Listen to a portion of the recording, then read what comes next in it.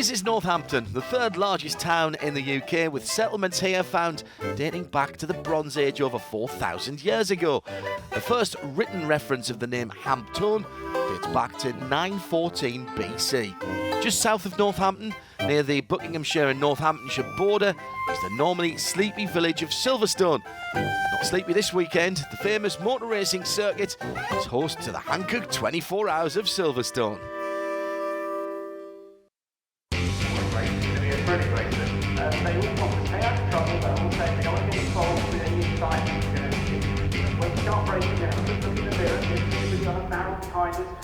The 24 Hours of Silverstone has a long history.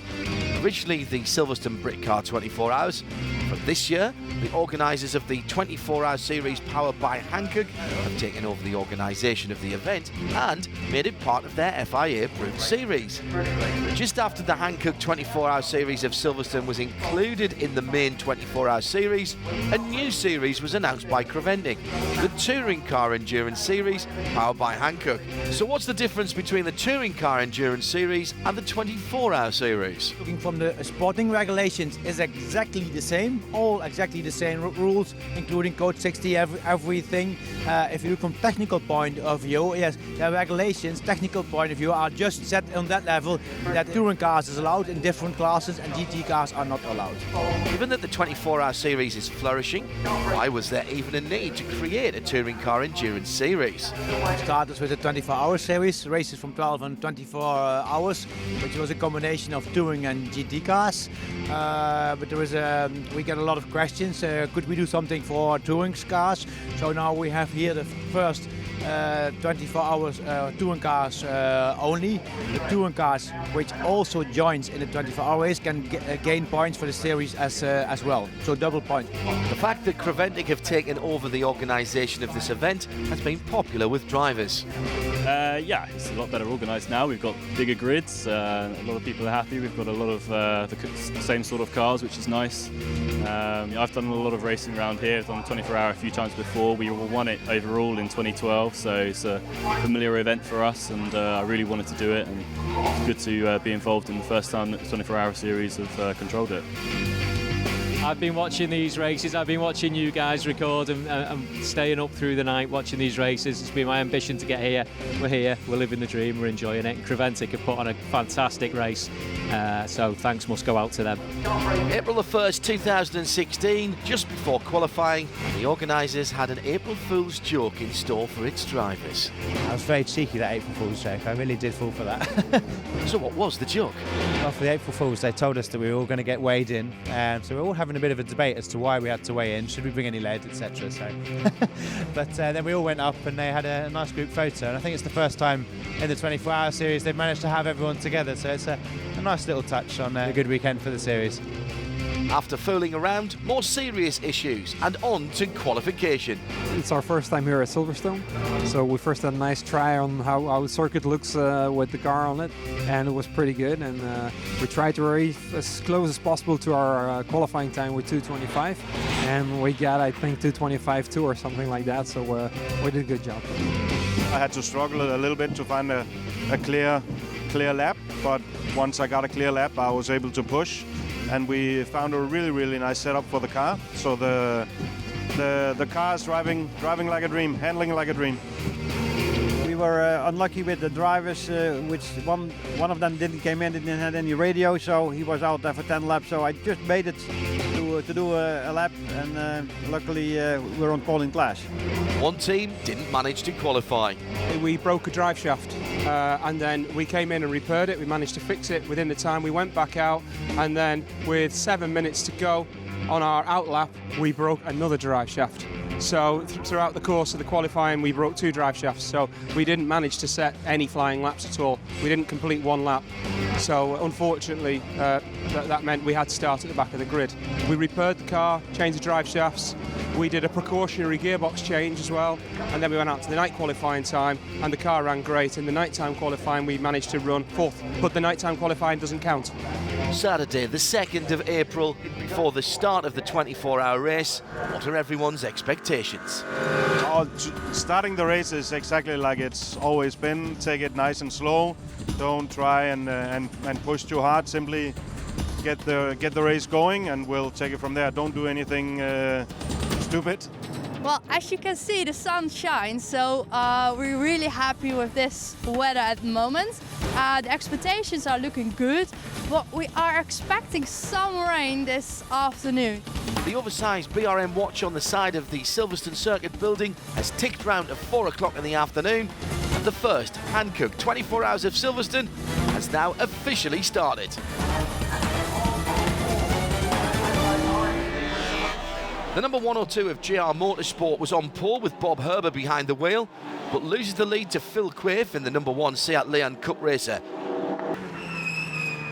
From Team Memak Ogilvy Dual Racing, an excellent start is all down to Phil. I had a great start on the front row with the BMW to the right of me, managed to pip him into turn 1 and managed to kind of gain quite a decent gap in the first opening laps.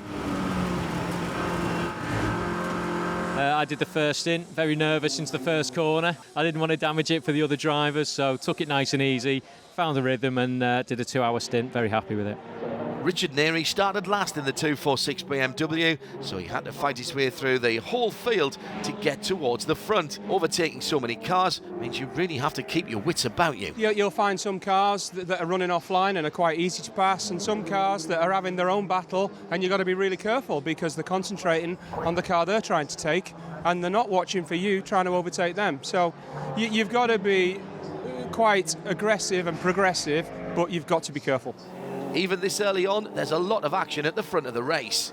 Sebastian was very good, he had a lot of pace and he did kind of claw some time back on me, and from there in really we had a good hour of just kind of battling between the two of us. It seems almost every competitor is in a fight for position, but the attention is on the battle for the lead. Seb outbraked himself around halfway through the stint, so I was able to take the inside line and overtake him.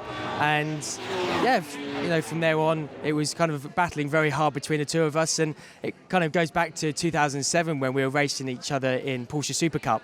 So it was a lot of fun out there between the two of us. We have a lot of respect for each other, and that showed. Yeah, we had a small issue at the engine. It stalled a bit. We lost a bit of power. I think we can solve the issue later. Well, now it's okay. So that's the reason why he overtook me again. After just half an hour, the first car to retire is one of the two Modena Motorsport Renaults. Originally, we were going to have 5 or 6 drivers, but a couple of the drivers were last-minute problems that couldn't come to the event. So we have already entered 2 cars. So we thought we'll start both cars, and then we'll see which car is doing better. Then we'll keep on going with the car that's doing better. As it turns out, I felt the gearbox in this car was a little bit notchy, so we decided to continue the other one instead of this one. We thought about it a little bit, you know, maybe we'll drive both cars with 3 drivers, and I thought, well, maybe not. Team Ultron has a problem with the passenger door coming loose. As there's no passengers to get in or out, the team resolves it by using that magical gaffer tape to fix the door, at least for the time being. The car rejoins quickly, and the door can be fixed properly at a longer pit stop later on in the race. Touring car series, I think, is really good for us and for the other guys as well. It's nice to be on a grid where, you know, you've got 50 cars and they're all really quite close together, both on performance and on track. You know, there's moments where everyone really is side by side and fighting for the lead. Multiple drivers in a car makes a difference, of course. It's always in the back of my mind that there's 3 other guys in the team that want to get a go, so you've got to be careful, and you've got to watch what's around you and not hit anybody. So that's more. Normally in a sprint race you're just going for it, but in this you can only lose it in the first corner. After one lap I already noticed that we had a little bit less power than the day before. So the first 2 hours we drove with a little bit less power. Because of that we could run a little bit longer, so we came in when we were first. And we reset the car, so now it is good. And they're more happy with their position at the first driver change. I started last, which I think is 41st, I think, and I've just got out and we were in 4th place. The pit stop for the 139 Seat was not as clean as expected. The 139 is back on track, but their problems are far from over. Kinetic Racing 122 had a Clio right behind it. When they wanted to go to the pit, didn't leave enough space and took the rear bumper of the 122 along with it. New drivers behind the wheel at the top of the field. I managed to get my times a bit faster and faster throughout the stint. Just trying to save my tyres, trying to take care of the car. Obviously, it's a 24-hour race. It's very long. Doesn't matter what you do in the beginning of the race. It's about getting to the end. So, 3 hours in, and that's already over 4 times the length of an average sprint race. It's great value for money driving in a 24-hour race, just simply because of the amount of time behind the wheel. Let's take a look at the standings after 3 hours. No surprise to see the TCR class dominating the overall standings. Memak Ogilvy Dual Racing leading the field. Then number 1 Seat. Tim Blakemolen's Seat number 127 is second. Then there's 3 SP touring cars led by the BMW of JR Motorsport in third place. Putting in great times is the Team Altran Peugeot. Their number 208 is 6th overall and the first in the A3 class. Second, the Intersport Racing 114 BMW. And the number 205 Peugeot of Team Altran is third.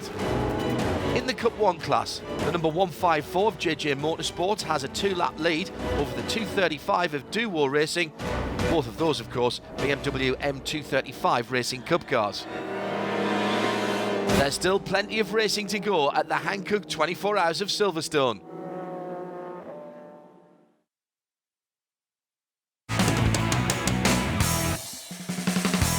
The Silverstone circuit has a long history.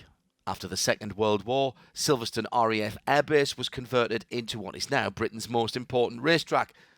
It was the site of the first Formula One Grand Prix in 1950 and still hosts the British Formula One Grand Prix. Drivers love to race on this track. Well, it's a very special track, a Grand Prix circuit, one of the best from Europe, and I think it's always wonderful to be here, especially with the English crowd we have here. And they are so enthusiastic always, and that's why I like England to race a lot. It's my first time actually here in Silverstone, and I must say I really love this track. It's fantastic track. Silverstone is a track that is challenging in each and every corner.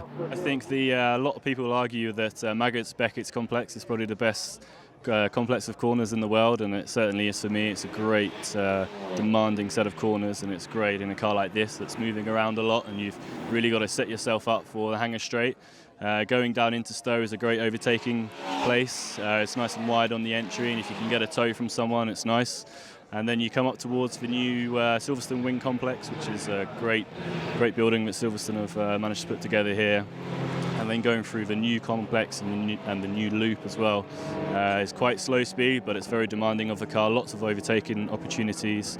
And then coming down into Brooklands here, again you've got the BRDC on the right-hand side, which do a great job with the circuit. And then coming back onto the new or the old start-finish straight as we know it, then going into turn 1. Yes, another great overtaking opportunity. And going back into Maggots-Beckett's is, as I said, a great complex corner. And even those with experience of racing here at Silverstone find this event challenging. I raced a lot of times at Silverstone, but never a 24-hour race. I do like these series a lot, especially because there are not fast GT cars on track, which is always a bit dangerous with overtaking. So I really like this event, and I like the track. It's a good track for these cars. Ramsey Moutran has just handed over the Seat number 1 to his brother Sammy after being behind the wheel for nearly the maximum of 2 hours. the car's designed to go the full stint with just 1 tank of fuel. We've got the setup of the car designed to make the tires last exactly that fuel stint as well. So everything's made to line up. You know, the time in the car, the fuel consumption and the tire wear is meant to all run out at the same time. Just so when you come in, you change everything once and then that's it, you carry on. You spend the least amount of time in the pits.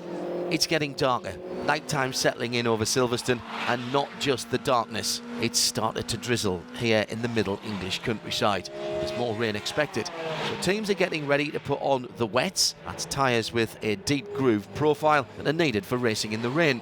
But when will the teams decide to call in their drivers for the all-important tyre change?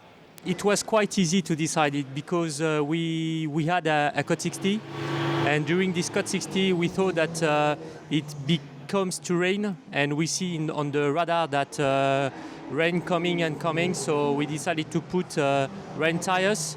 and it was the good decision because just after the rain started. But the red 156 is being pushed back into the garage. We have problems since the first session, and we have noise problems, okay, with our exhaust, and that's we try to handle it, but we do all what we can, okay? We cut our exhaust, we put a new one, but unfortunately we stop our car. There's a strict noise limit level at Silverstone, 102 decibels, and the 156 Seat can't meet this and has to retire. The 303 Seat is at the head of the field, but the driver change didn't go as planned. Yeah, I came in, we got wet tires on, and my dad got in, my evil workers. And I told him that in the chicane it was really, really slippery. I don't know why, but it looked like there was oil or something. And in the outlap he spent and came in the gravel, and that costed us, I think, 4 minutes. Yeah, it's a little bit unfortunate. Somebody was turning around in front of me, and I was slippery as well, but I thought I'd go to the gravel. But somehow the gravel in the UK is a little bit more soft than in Holland or other places. So I got stuck, and that cost us 1.5 lap. We're heading to the night, and so far the race has been really good. Unfortunately, the sun stopped shining, and it started to rain, and it gives the teams some time for good tactics and new strategies, which makes the race more fun. Driving in the wet means small mistakes can have big consequences. However, the 173 Honda of VDS has other problems. It was because of the oil pump. The first feeling was never give up. So we had a broken engine. We decided to change it. So we may go to the track again. The first part of darkness and wetness, and more cars are going off the circuit, some of which need to be recovered under Code 60. That means the teams can change their tactics quickly, and all the drivers need to be prepared all of the time. There was a mix-up, so I'm standing there with no stuff on, and the car arrives. So I'm panicked, I rush in the car, I go out. I missed the fueling because I thought they'd come in for a problem, and it just seemed like 2 minutes ago fueled, so I got a bit of a telling off for that, so we had to wait for Code 60 to refuel. So, bad start. 7 hours of racing done, and it's the Seat of Tim Blakemolen, number 127, with a 3-lap lead with the similar car of Red Camel Jordan.nl. In third place, the number 246 BMW of Team ABBA with Roll Centre Racing. Remember, started at the back of the grid. In the TCR class, the top two, the same as the overall standings. In third, the 125 Seat of NKPP Racing. The early leaders of Memak Ogilvy Dual Racing are in fourth, 10 laps ahead of RS Connect. In the A2 class, the top three are all Renault Clios. Presenza EU Racing are first and third with their 112 and 212 Clios respectively. And between them, the 172 Clio of Team Sally Racing. It's full night time here at Silverstone, and driving on a circuit at night is very different from daytime racing. Some circuits are easier than others at night. This one was particularly hard. There's no lighting anywhere, and with the visibility in general, with all the spray and all the cat's eyes just fall off the road. And racing in the darkness, especially in these conditions, changes tactics too. We took the driver rotation at normal rotation until it started raining. Then we decided that Francis and I will do the night stint in the rain. And the other teammate, John, I think he'll probably do the stints in the morning when come at daybreak. The drivers are facing an extra challenge now as the temperatures begin to drop. Well, it was a bit crazy because the windshield fogged up, and then so we can't really see. With the spray, with the rain, with the fogging up the windshield, with the fog, really was driving the blind, but it was quite intense. Enjoyable in a suicidal kind of way. One of the mechanics is some sort of MacGyver, and he put in a stick with a cloth on it, and he said, if it's getting foggy again, please use this. So in the end I had to wipe and clean the front shield with the stick, and it helped for one lap, but it was not sufficient to drive further, so we had to come in again. Okay, to 12 o'clock. And the race have been really good so far. Everybody's a bit cold at the moment, so that is why we're bringing the team's hot chocolate. And we're really looking forward for the rest of today. It's past midnight. We're into Sunday, the 3rd of April. The forecast is more rain to come, but some teams are already considering their tactics for if and when the track dries up. It will be dry tomorrow morning, and that's a difficult decision because you don't know where the point is, where the slicks are better than the rains. So it will be the toughest decision tomorrow morning. Throughout the field, the battles continue. Yeah, I had quite a good battle with car 303. We traded places a couple of times for position 2. We swapped a couple of times. It made it interesting. You know, it's obviously very early days. It doesn't really matter yet, but nonetheless, if someone's out there and they're in front of you, you want to overtake them. So it made it interesting. The Intersport BMW has been off and picked up gravel. Someone came down the inside and just the lights dazzled me and I missed my braking and unfortunately just went skating straight into the gravel. No, car was absolutely fine. It was just quite a lot of gravel picked up, but no damage at all. A great run for Racy Racing in their BMW diesel. They're ahead of many petrol cars and well into the overall top 10. We can drive 3 hours with a tank and we're keeping out of the problems. I think that's very important. Every driver now battling the elements as well as their competitors. It's 4 in the morning and Team Blakemolen leads at the halfway mark of this 24-hour race. They have a 2-lap lead on the second place 303 Seat of Red Camel Jordans, and it's another 2 laps back to 3rd place, Team ABBA with Roll Centre Racing in the BMW. Up to 8th overall, the 194 diesel BMW of Racy Racing Team. They're leading the D1 diesel class with the Red Camel Jordan NL 195 in 2nd in that category. Ekeb Fischer with the 198 BMW is in 3rd. 3rd overall, the ABBA Roll Centre BMW leads the SP Touring class. GR Motorsport is a close 2nd in their 102 BMW. Saxon Motorsport in 3rd. They've got a 5-lap lead over the Vortex V8 number 203.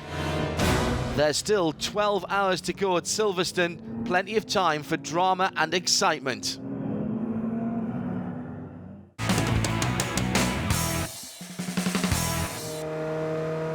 Teams have already had a challenging 12 hours. Sunshine and rain, daytime and darkness. 4 o'clock in the morning, and there are some teams just happy to be leading their class at the halfway point.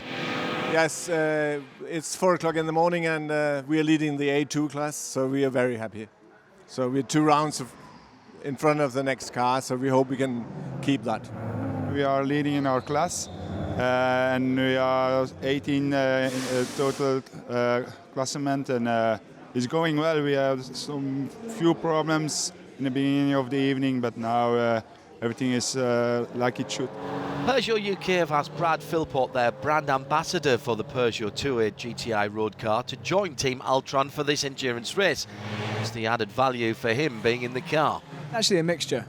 So obviously it's great for social media content. It's great to generate awareness of the 208 GTI by Peugeot Sport. But also we have some guests coming tomorrow, some journalists, today actually. It's a new day, to come and watch the end of the race and hopefully watch us win the race and hopefully generate some good press for Peugeot. But does he have racing experience in this car? Fortunately I drove this very car 3 years ago at the Nürburgring when it was brand new. When it was the first race for this car. So I have a little bit of experience with it. I wouldn't say I'm brought in as an expert driver, but I'm certainly brought in hopefully as a bit of a Silverstone specialist for this race. Ole Klidgaard has spun the 212 Clio, and he's getting used to that feeling. Yeah, you just get a little scared in the beginning, but because you're spinning such a lot of times, then you get used to it. So that's just enough. Yeah, but still leading, so it's very good. The 114 Intersport BMW was 2nd in the A3 class, but after only 10 minutes on track, Ryan Lindsay is forced to abandon his stint. Unfortunately, they had a snap drive shaft, prop shaft, so they fixed that and sent the car out, but we lost an hour and a half because of that. And they've just been black flagged as well because it's exceeding the noise limit, so they've just put some mufflers on the exhausts. It has just turned 6 o'clock in the morning and it's getting light again. And we're heading to the final 10 hours. We had a wet night, but it's dry again and the track is drying. And we see that the cars are all setting quicker times. So high hopes for the next 10 hours. The longer you're out on the track, the less amount of time you lose in the pits. Team Brunswick got the stint of Rory Penttinen really close to the maximum 2 hours. Yes, it was very close. It was very close. A bit too close, I have to be honest. I think we only had like 2 seconds to go. We didn't mean it to be quite as tight as that. So if we hadn't made it, then I would have been in trouble. The drivers would have told me off, the clerk of the course would have told me off. We'd have had a penalty and we would have failed. But as it turned out, it was perfect. Morning has broken at Silverstone. The lead of Team Blake Mullen is intact. Team ABBA has overtaken Red Camel now to take second overall. Red Camel now 2 laps behind in third. After 15 hours of racing, there's only a lap between the first and second in the A2 class. Cosenza EU Racing have the first 2 positions. And third, it's the 216 Modena Motorsport. They're only 2 laps further back.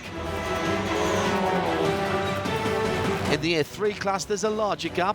The Team Ultron 208 Peugeot has 15 laps over the 335 BMW of Scan Grip Racing. In third, Team Brit is just 1 further lap behind.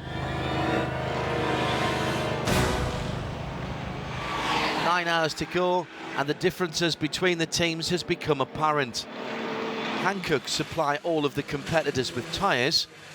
The compound is the same, but the teams can still apply their own settings to their cars. Yeah, well, we're putting them now on the right pressure. Hankook advises us about the pressures. Yeah, that's the most important thing with tires, that they have the good working pressure. So how do you find out which setup works best? We did some practice at free practice and the qualifying to know what pressure we have to drive in wet conditions and in dry conditions with the slicks. We have some main characteristics, and after with several tests and with the geometry of the car and the balance of the car, we decided to set a specific hot pressure.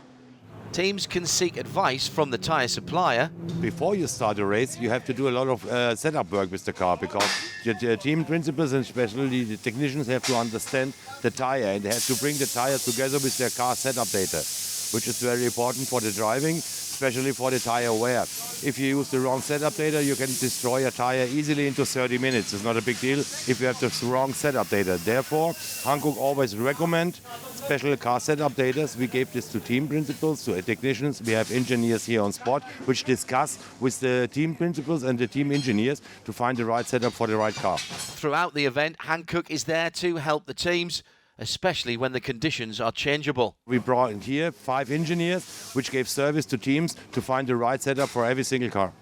This night we had really low temperatures, up to 7 degrees. This was really, really low temperature. So therefore our engineers gave recommendations to teams to increase the pressure, to inflate more pressure inside, because this is too cold to heat up the tire properly. Therefore we need more air inside the tire.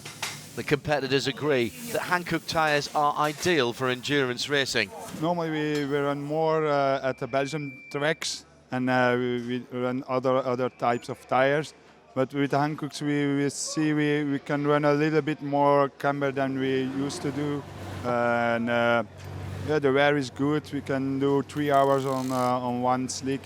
And we do almost 8 hours on the rain tire. This is pretty good. The night's gone and the track is nearly dry. The last 9 hours of the Hankook 24 Hours of Silverstone are off to a good start. Well, it's a good thing it's drying up now. It's been quite an amusing night with some ups and downs, but it was quite interesting. But it's a good thing now everything is drying up, so if people can come also, it's a little cleaner again to race the next couple of hours. It's now that teams begin to look towards the end of the race and forward to the final result. It's good to be in the lead of the class, and it's a nice lead actually. We have a few laps on the next car. You never expect it, but it's what we aim for, and now we have to just work to keep that position. No such luck though for Team Brunswick. We have a transmission failure and we don't have the parts to fix it.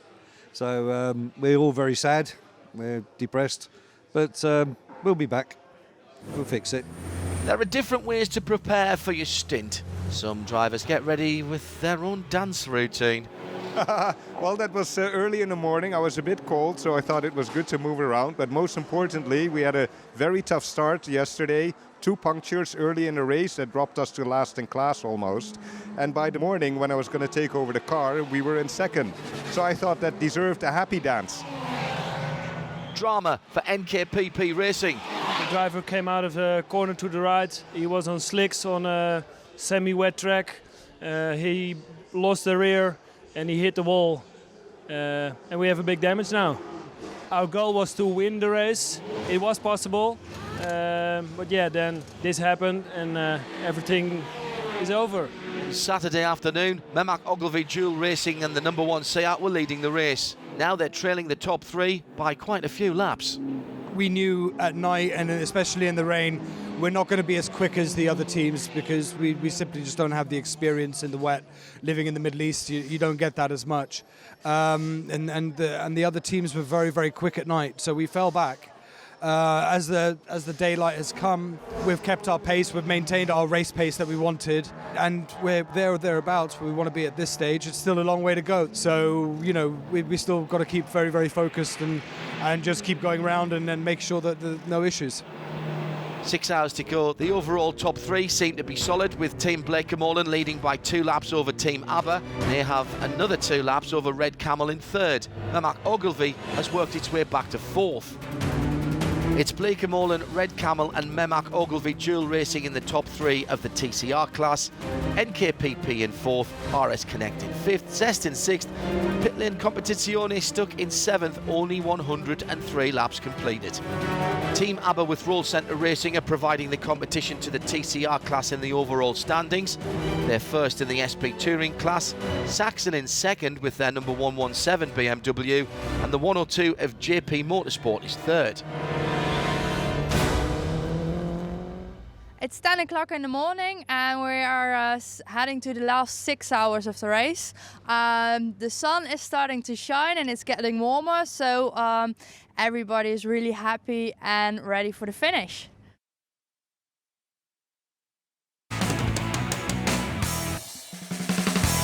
Now that it's part of the 24-hour series powered by Hankook, 24 Hours of Silverstone has attracted a lot of international competitors. But homegrown teams still have their place, and the origin of one of them makes them stand out. Team Brit is made up of injured soldiers. We started off doing team endurance kart racing. We did that for 5 years. And the boys asked me if we could set up team endurance car racing. So last year we bought this Golf. I've done a year of team endurance car racing in the UK, and our long-term aim is to be the first team of injured soldiers to race in the Le Mans 24-hour. These guys came to me. Some of them have disabilities, so they can't use a conventional gearbox, so they have to use paddle shift gears. So we've done a lot of racing in the UK and in Holland, all over the place with DSG gearboxes, so we were their natural choice.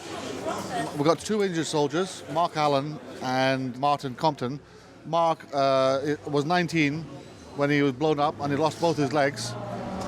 He was the youngest British soldier to become a double amputee, and he actually learnt to drive after he was injured. And then last year he was nominated Driver of the Year at Britcar. Martin is also an injured soldier. He has 75% burns, and he's also a very good, fast, reliable driver. We want to make a strong statement that even with no legs and injuries and stuff like that, our boys can compete on a level playing field with far more experienced drivers. It just takes a little bit more planning, a little bit more organisation to have hand controls and stuff like that on the car, and we can produce good results. The Honda 168 of Area Owens Endurance team takes a shortcut but doesn't really profit from it. Here on the county borders of Northamptonshire and Buckinghamshire, competitors have already been pounding around for 18 hours in this Hankook 24 Hours of Silverstone, the English leg of the 24-hour series, as well as the Touring Car Endurance series. It's an amazing circuit. I mean, it's the home of British motorsport, so it's great to be here. It's been a really interesting race so far. We've got a few hours to go, but it's been a really, really exciting race. A lot of weather changes and temperature changes, and so it's been a tough race, but really enjoyable. Team Blake & Molen is running into difficulties. Drama at the head of the field. We have never missed fire or something else. The car was very good. And in split second it was, boom, broken. Dus it was done with the race. The engine is completely broken, dus we have to build a new one. And the ABBA BMW has taken over at the head of the timing and scoring. Early on Saturday evening, Saxon Motorsport BMW had to change a gearbox. This took nearly 50 minutes of hard work by the team, but they're proving it's possible to recover from such a lengthy pit stop. Early on we were the pace setters and looking good with our economy. And then this morning in the greasy conditions we were going really strongly. We were quickest at the time, left the wets on a little bit longer than everyone else, but with a dry setup and we're able to put in really strong times, recover from the 24th position that we were in after the gearbox change and get back up to 9th. Team Brit is keeping an eye on their car on track, not just from the pit lane or the live TV pictures, but they're also monitoring their onboard camera. Yeah, the onboard footage, as we've been watching all the time throughout the whole duration, it's been really good. We could see what cautions, what the drivers could and couldn't see, so we could advise them through other screens as well. The footage is unbelievable. We can see if there's a problem with the car. We can advise with the car as well. So it's been really good. The Creventic team has set it up for us. It's a brilliant facility. It's a well-organised championship. They provide you with Wi-Fi, communication, and the support is incredible. Nobody expects the weather in England to be as hot as when the 24-hour series is racing in Dubai or Barcelona. But the cars can still get a bit hot under the collar. Our driver, Luigi Stanco, was in the last curve before the pit, and then the alert was coming in the display, and he told us he must come to the pit, last chance, and then we stopped the car, put some water in once again on the track, and the alert comes again, and so we have to come back to the pit. And then the head gasket was damaged, was over, and so the race for us. Troubles for Andrew Hack. They had a collision in the early hours, which forced the team to leave the circuit and go back to their home base to get some parts. That cost hours in the pits. But the engine's blown and liquids are on the track. A code 60 needed to clear it all up before we get back to green flag and full race speed. With the demise of Team Blake & Molen, the overall top three is now dominated by Team ABBA with Roll Center. It's Red Camel in second, Memak Ogilvy in third. The only class leader who aren't in the top 10 is the 212 Clio of Presenza.eu, but they're in a creditable 11th position. In Cup 1, there's a 9-lap lead for the 154 BMW of JJ Motorsport. The 235 has 3 hours to try and close that gap. The Racy Racing team still leads the diesel class in their BMW 120D. The Red Camel Jordan.NL Seat Leon TDI is in second. Akib Verscher is third in the BMW 123D. We have a lot of media present here at the Silverstone circuit. We have a lot of editors and photographers, and we have our own video crew with us as well. They are streaming live for 24 hours. The Hankook 24 Hours of Silverstone is broadcast live all over Europe on TV, as well as streamed pictures on the internet and commentary supplied by Radio Show Limited. Well, we have an international audience. We are, we're broadcasting to a TV audience throughout Europe on Motors TV and also on RadioLeMans.com and on the 24-hour series website as well, with live streaming and audio, and our audiences across the world. We have people tweeting from New Zealand, Australia, the United States, and of course, doesn't matter where you are in the world, it's always another time somewhere else in the world, and it's 24-hour races around the clock, and it really is around the clock everywhere. So do teams notice the media attention? For instance, Jelly, the guy who's behind the Team Brit, the 136 Volkswagen Golf, he was telling me that the internet's just lit up by an interview that he'd done from me about his tyre wear. And he says, I can't believe I'm all over the internet. He's become famous overnight. So what is the draw to an event like this? It's the fact that anything can happen. I mean, you look at today's race and the team that started at the back look like they're going to win it. So it's the fact that anything can happen. It's not like Formula One where it can get quite predictable. It's exciting from when the green flag flies to when the checker flag drops. So I just love every minute of it. the eclectic mix of cars is, I think, what I really love about it. Everything from a Renault Clio to a GT3 Mercedes SLS. And in the touring car series, we have BMWs racing against Volkswagen Golfs and Clios. Fantastic. Just 3 hours to go in the Hankook 24 Hours of Silverstone, and Modena Motorsport doing very nicely in the A2 class. Well, it's been good since this morning. We've been second, third. We're back to second, and we're closing in on number 1. So we want to keep up the speed, but it's going to be a tough one. They're battling with the 212 Clio of Presenza.eu, who aren't just looking at what their competitors do on track, but also what they're doing in the pit lane. When they do pit stops, the guys in the 216, they are splendid. It's so fast. I haven't ever seen anything like it. So they're good at pit stops. So it's crazy. And what are both teams' expectations with less than 3 hours to race? Well, if we don't make any mistakes, I think a podium is starting to look good. Of course, the car has to stay together. In Dubai in January this year, we were first on hour 13, and then after that, everything started to go wrong. So, listen, it's racing, and as they say, anything that can go wrong will go wrong. So I'm keeping my fingers crossed. It's going to be close right to the end. So it's going to be a strategic pit stop and how fast we can drive. It's a happy set of organisers, all going to plan. We're already expecting a big fight between the touring cars because the differences are really small. But I just looked at the screen, and there is an A2 class, which is actually more or less the lower class, and he was at the 11th place. If he would become P10, then we would have all touring car classes in the top 10. That means from the slowest diesel car up to the fastest TCR. So that's close racing. That's touring car racing. But Team Brit's racing plan has gone out of the window. A broken damper is ruining the tyres in just 3 laps, all as a result from an accident last night. A new Hankook is fitted quickly. It's obvious that that's not going to cure the problem. The team is coaxing the car to the checkered flag. Battles rage on in all the classes. 5th overall is the diesel of Resi Racing Team.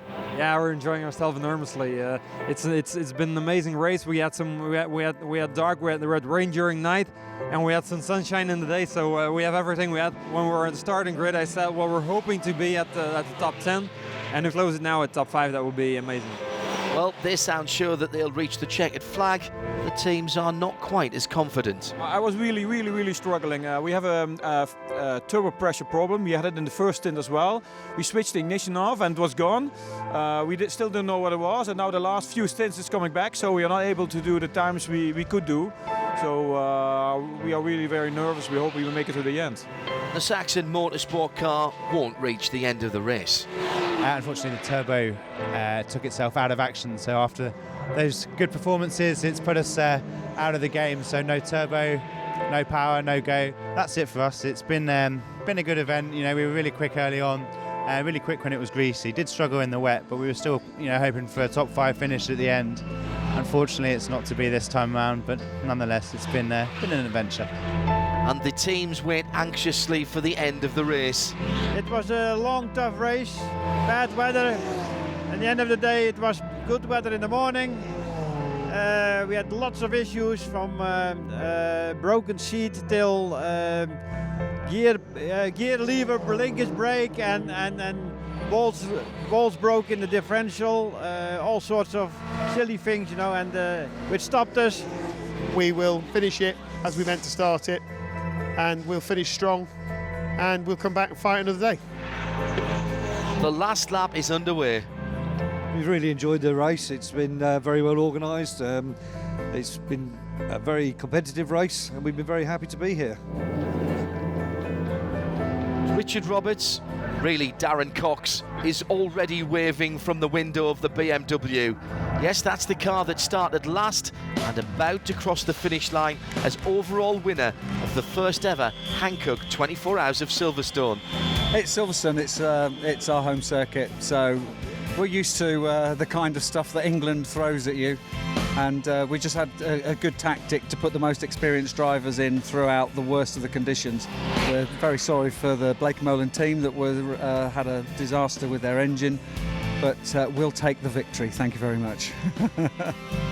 At the first Britcar 24 Hours of Silverstone in 2005, it was Balf Motorsport and Roll Centre Racing who won the event. At this reboot as the Hankook 24 Hours of Silverstone, it's Martin Short's Roll Centre again who takes the overall victory, this time with Team ABBA. Second, the 303 of Red Camel Jordan, and third overall, Memak Ogilvy Dual Racing. In the TCR class, Red Camel Jordan 303, SP Touring class, the overall winner, Team ABBA with Roll Centre Racing. The A3 class, the 208 of Team Ultram Peugeot. Cup 1, the 154 BMW of JJ Motorsport. And the D1 diesel class, Recce Racing Team and their 194 BMW. The A2 class Victor is the 216 Clio of Modena Motorsport. This is the first round of our Touring Car Endurance series. In June we have the second round, 24-hour race in Slovakia ring, which will be challenging as well. And then the last of the 3-round series will be in Meppel, which is a new circuit in Germany. There we have a 12-hour race for Touring Car, where we finish the season.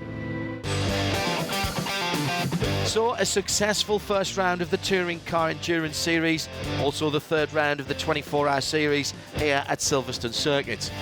The change to Creventic as organisers of the 24 Hours of Silverstone has been received very positively, making it very likely we'll see an even larger grid here next year. For the next round of the 24-hour series, we move to the coast of the Netherlands and the Hankook 12 Hours of Zandvoort.